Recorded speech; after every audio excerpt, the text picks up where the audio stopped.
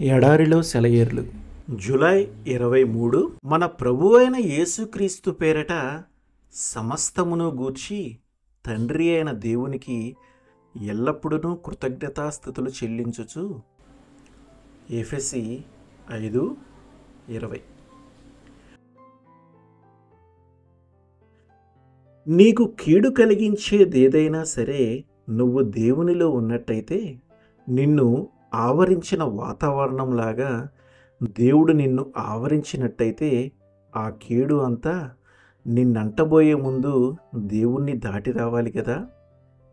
అందువల్ల నీకు సంభవించే ప్రతిదాని కోసము దేవునికి కృతజ్ఞతలు చెల్లించాలి. ఎందుకంటే దాని ద్వారా దేవుడు ఏదో ఒక మేలును తలపెడతాడు.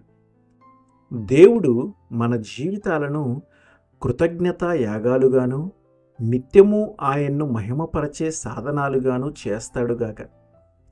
మన జీవితాలు అలా ఉంటే ప్రతిదీ మనకు దీవెనే. ఒకసారి ఒకతను అదే పనిగా ఓ కాగితంపై నల్ల చుక్కలు పెడుతున్నాడు.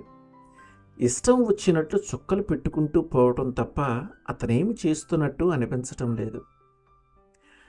తరువాత అతడు కొన్ని గీతలు గీశాడు.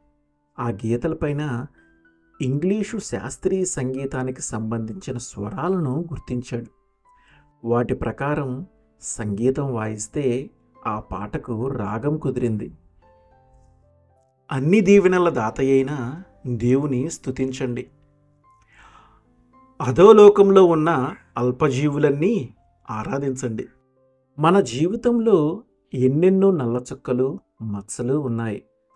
అయితే అవి ఎందుకు మనకు దాపురించాయో, దేవుడు వాటిని ఎందుకు తొలగించాడో మనకు అర్థం కాదు.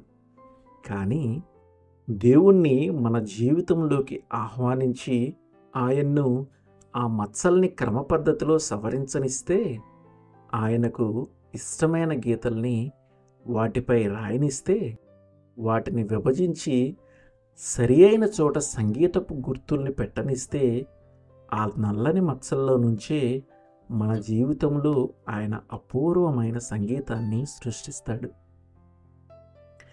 ఈ ధన్యకరమైన పని చేయకుండా ఆయన్ను అడ్డగించటం తగదు.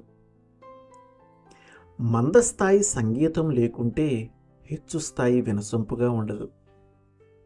సముద్రాలకి ఇసుక తెన్నెలకి నీడల్ని చిత్రించకుంటే చిత్రకారుడు గీసిన బొమ్మలో అందముండదు. విచారం లేనిదే సంతోషపు సొంపు తెలిసేనా? చీకటి తెలియకుంటే వెలుగువన్నీ తెలిసేనా? చాలామంది గతంలో వాళ్ళు జటిలమైన ఇక్కట్ల పాలైనందువల్లనే ఇప్పుడు అతి వైభవమైన స్థితిలో ఉన్నారు. ఆర్గాన్ వాయించేవాడు నలుపు మీటలు నొక్కినా తెలుపు మీటలు నొక్కినా వచ్చే స్వరం వినసొప్పుగానే ఉంటుంది.